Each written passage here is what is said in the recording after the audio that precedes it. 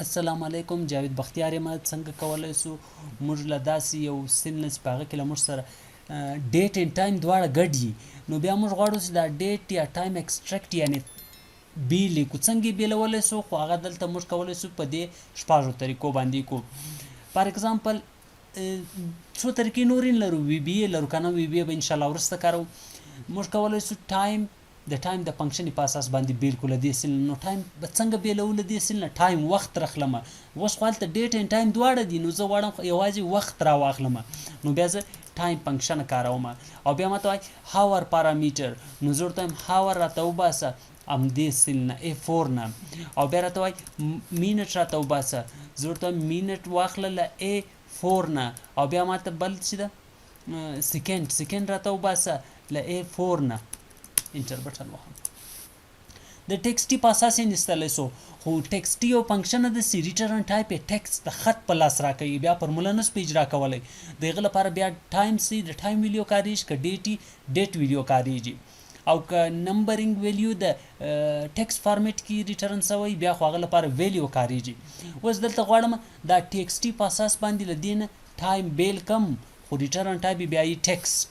نو زه ورته وایم ټکسټ، او بیا ورته وایم A4 کسی ده را سره په کوم فارمیټ کې غواړي، زه ورته وایم HHMM او سیکنډونه را سره.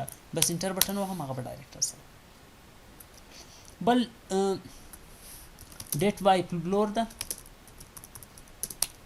فلور خو انشاءالله بلد به یاستئ چې هغه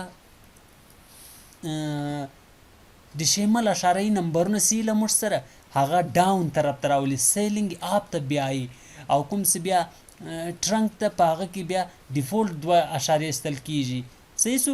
او کوم چې فکسډ ده که تا پارامټر ورنه کړو نه کوي. او بل راوند ده، راوند اپ ډېر فنکشن دي که نه ډیسیمل ایسته کېدو لپاره، خو دا هم د ټکسټ لپاره د ریټرن ټایپ نمبرینګ ویلیو راځي، خو بیا به ډیفولټ دې ځای نه ټایم ورته سلیکټوي، ډیټ سلیکټوي. زه په دې کې لیکوم او بیا ورته وایم یو ډیسیمل حتمي به ورته ورکوي، ځکه په دوم پارامټر حتمي مینډیټري ده. نو انټر وهم، هغه ډیټ راته ریټرن کوي. بای ډیټ ویلیو داسې کاروم، زه ورته وایم ډیټ ویلیو، زه ورته وایم ایر راته وباسه له A4 نه.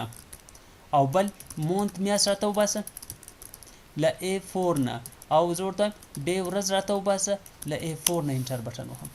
بای ټکسټ هم سمپل طریقه ده، زه ورته وایم ټکسټ، خو ریټرن ټایپ بیا ټکسټ د ډیټ نه ده، خو ډیټ شو کوي ډیزاین کې، شو کاستوم فارمیټ یې ده ډیټ ده، اما ریټرن ټایپ بیا د ټکسټ په حقیقت کې بیا کوم فرموله نه پې کارولی، بې له دې بیا مجبور یې کنورټو به یې.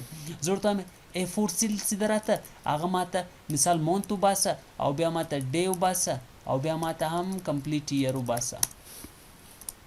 بای انټ هم انټ خو کوم پارامیټر نه لري، اول پارامیټر د 2 په توان د 14 ویلیو ټاپ نیولل کېږي، او منفي عدد نه هغه په 2 تقسیم کې 2 نیسي.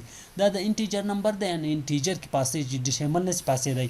نو زه ورته وایم انټ، او ورته وایم A4 انټر بټن وهمه. دا و طریقه د ډیټ اینډ ټایم ایکسټریکټینګ په لاس راوړلو له وخت تاریخ که دواړه په یو سیلونه کې د لاس راوړلو طریقې هم داسې